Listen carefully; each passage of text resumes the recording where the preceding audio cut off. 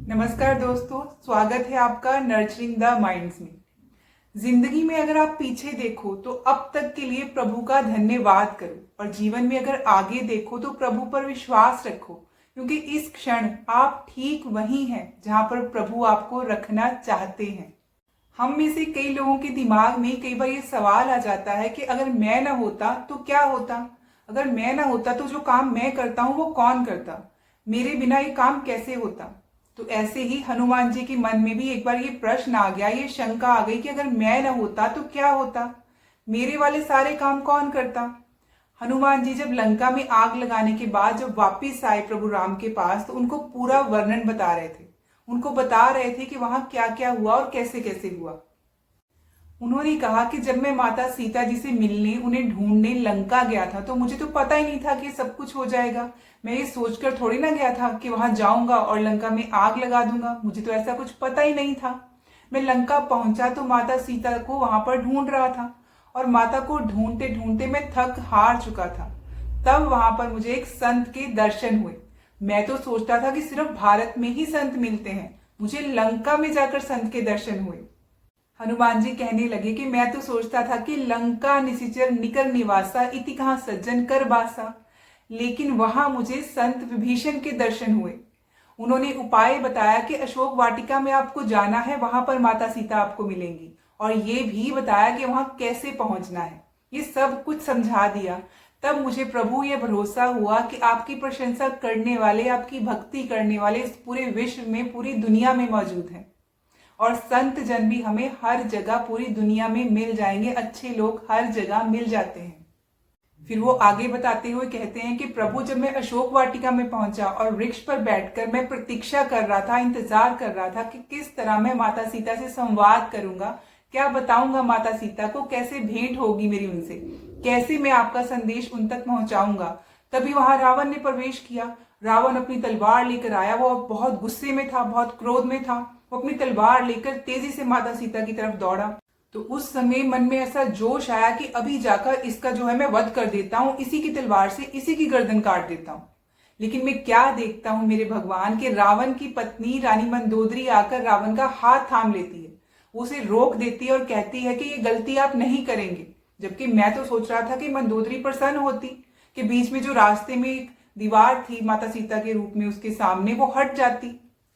अगर रावण जो है वो माता सीता को खत्म कर देता, मार देता, तो उसके लिए तो रास्ता साफ हो जाता कि वही रानी रहेगी, उसका तो भय मिट जाता। लेकिन मंदोदरी ने रावण का हाथ थाम लिया और कहा कि नहीं, आप ऐसा नहीं कर सकते।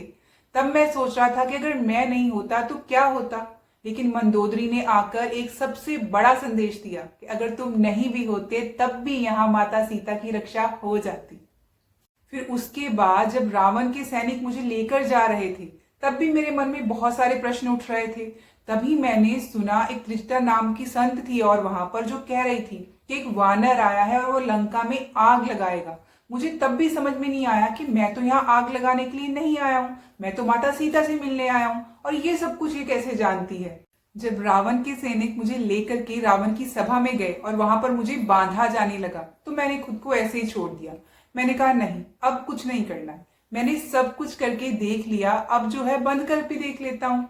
मुझे बांध दिया गया और रावण के सैनिक मेरी तरफ आए मुझे मारने के लिए।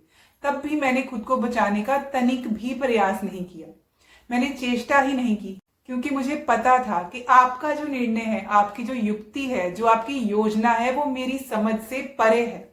जो प्रभु कर सकते हैं वो हमारी समझ में भी नहीं आ सकता। तभी मैं क्या देखता हूं कि विभीषण जो है वो अपने सिंहासन से उठते हैं और कहते हैं कि ये दूत हैं और दूत को मारना अनीति होती है, तो इन्हें मारना नहीं चाहिए। विभीषण जो है अपने आसन से उठते हैं और सबको चौंका देते हैं, सबको समझा देते हैं कि मुझे मारा नहीं जाना चाहिए क्योंकि मैं दूत हूं।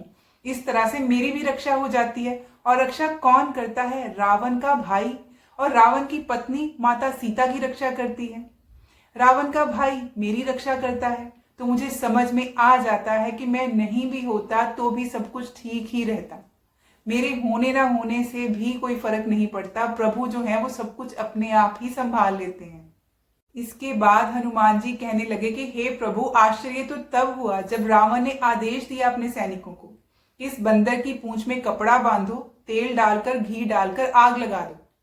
तब मुझे समझ में आया कि वे संत वाणी जो त्रिजटा जी ने की थी वो क्यों कहा था कि एक बंदर आया है जो पूरी लंका जला देगा। मैं तो जलाना ही नहीं चाहता था। मुझे कहाँ पता था कि कपड़ा कहाँ मिलेगा, तेल कहाँ मिलेगा और आग कैसे लगाऊंगा। मुझे नहीं पता था कि मैं क्या करने वाला हूँ। मुझे कुछ समझ नहीं थी, लेकिन प्रभु मैं उस दिन ये जरूर समझ गया कि आपको जो कार्य कराना होता है वो तो आप रावण से भी करा लेते हैं, तो मैं तो कार्य कर ही दूंगा। बहुत ही छोटी सी कथा है ये, बहुत छोटा सा रामायण का प्रसंग है जो हमारी आंखें खोल देता है और बताता है कि कई लोग जो ये सोचने लगते हैं कि मैं नहीं होता तो क्या होता, मेरे बिना ये काम कैसे होता, पता नहीं क्या हो जाता मेरे बिना। अगर आप नहीं भी होंगे तब भी सब कुछ ठीक ही रहेगा। आप हैं तब भी सब कुछ ठीक रहेगा, क्योंकि हम सब निमित्त मात्र हैं। प्रभु ने हम सबको अपने अपने किरदार में भेजा है, इसलिए ज्यादा सोचना बंद कीजिए और बस अपने कर्मों में लगे रहिए, अपना कर्म करते रहिए। अपनी मेहनत के साथ, अपने प्यार के साथ कर दिखाओ कुछ ऐसा कि दुनिया करना चाहे आपके जैसा। जिंदगी भर में बहुत सारे दोस्त बनाना कोई खास बात नहीं। खास बात पता है क्या है? कि जिंदगी में एक ही दोस्त हो और उससे पूरी जिंदगी दोस्ती अच्छे से निभाई जाए। नमस्कार दोस्तों, welcome back to nurturing the minds. आज की कहानी दोस्ती के बारे में ही है। एक बार की बात है, एक बूढ़ी अम्मा थी, एक महिला थी जो रोज भिक्षा मांगकर ही अपना गुजारा करती थी। अम्मा रोज भिक्षा मांगने के लिए जाती थी, वापिस आती थी, जो भी उन्हें मिलता था पहले वो प्रभु को भोग लगाती थी, फिर वो खुद खाती थी। बड़े सालों से उनकी जिंदगी ऐसे ही इसी सहारे चलती जा रही थी। उन्होंने कभी अपनी ये रूटीन नहीं तोड़ी थी कि वो भगवान को भोग लगाए बिना खुद खा लें। लेकिन पिछले 5 दिनों में उन्हें भिक्षा में एक दाना भी नहीं मिला। वो भूखी थी, घर आती थी, पानी पीती थी अपनी झोपड़ी में और सो जाती थी। ऊपर वाले को याद करती थी और कहती थी कि आप देख लेना कि आप क्या करना चाहते हो, मैं आपके सहारे ही जी रही हूँ। ऐसे करते करते 5 दिन बीत गए।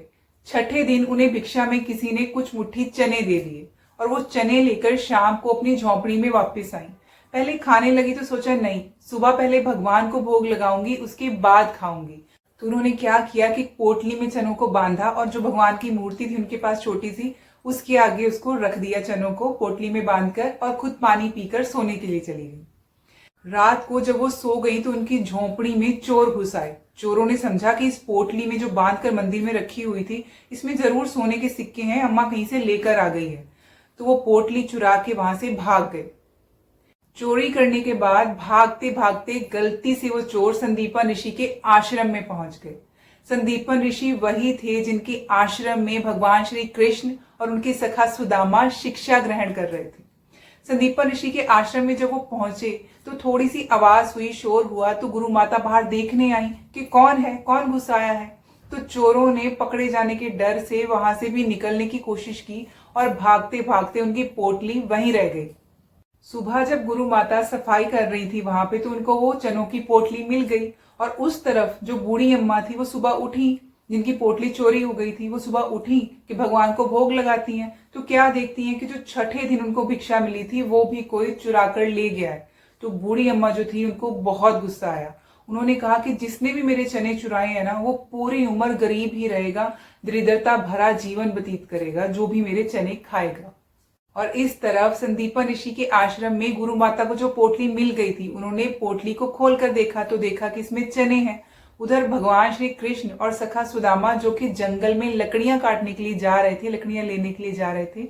गुरु माता ने कहा कि सुनो सुदामा, ये लेकर जाओ, अगर भूख लगे तो ये चने खा लेना और दोनों मिल बांट कर खाना। ये भी आदेश दे दिया साथ में। जो सुदामा थे वो जन्मजात ब्रह्म ज्ञानी थे, बहुत विद्वान थे। जैसे ही उन्होंने पोटली को छुआ तो उन्हें पता चल गया कि इस पोटली के पीछे की कहानी क्या है, किसी ने शाप दिया है। ये बात समझ गए वो, और पर उनको लगा कि यार ये तो आदेश भी मिला हुआ है, माताजी ने आदेश दिया है कि मिल बांट कर खाने हैं। तो उन्होंने सोचा कि देखता हूँ क्या करना है। जंगल में जब वो पहुंचे, लकड़ियां बीनने लगे, इकट्ठी करने लगे, तो सुदामा को लगा कि आदेश तो मिला है कि मिल बांट कर खाना है, लेकिन अगर ये चने मैंने श्री कृष्ण के साथ भी बांट लिए तो ये श्राप उन्हें भी लग जाएगा और वो भी दरिद्र हो जाएंगे, और मैं अपने जीते जी ये कभी भी होने नहीं दूंगा। और सुदामा ने छुप कर फटाफट से सारे चने खा लिए ताकि श्री कृष्ण को पता ना चल पाए, और हम सब जानते हैं कि उन सुदामा ने जीवन भर दरिद्रता का जीवन जिया क्योंकि उनको श्राप लगा हुआ था। भगवान श्री कृष्ण को श्राप न लग जाए इसलिए उन्होंने सारा दुख अपने ऊपर ले लिया। इसको कहते हैं सच्ची दोस्ती। लेकिन ये भी हम सब जानते हैं कि कान्हा ने भी अपनी दोस्ती निभाई और कैसे उन्होंने सुदामा की जो दरिद्रता थी, गरीबी थी, उसको दूर किया। ये कहानी भी हम सब ने सुनी हुई है। इसे कहते हैं ट्रू फ्रेंडशिप। और अगर आपको अपने जीवन में ऐसी ट्रू फ्रेंडशिप मिल जाए तो इससे खूबसूरत कुछ भी नहीं है। जैसे मैंने पहले भी बोला कि जिंदगी में बहुत सारे दोस्त बनाना खास नहीं है, लेकिन एक ही व्यक्ति से अच्छी दोस्ती, पूरी लाइफ चलाना, पूरी जिंदगी में दोस्ती निभाना, लाइफ टाइम निभाना, ये सबसे खूबसूरत और खास बात होती है। श्री कृष्ण की इतनी कहानियां हैं कि उनकी जिंदगी का हर दिन हमें कुछ ना कुछ सिखा सकता है। हम अपनी जिंदगी को बहुत ही अच्छा बना सकते हैं अगर हम उनके दिखाए हुए रास्ते पर चलें तो। आई होप ये कहानी आपको अच्छी लगी होगी। अगर आपको अच्छी लगी तो do share it with your friends and family. I will see you in the next video with a new story. That's all for today.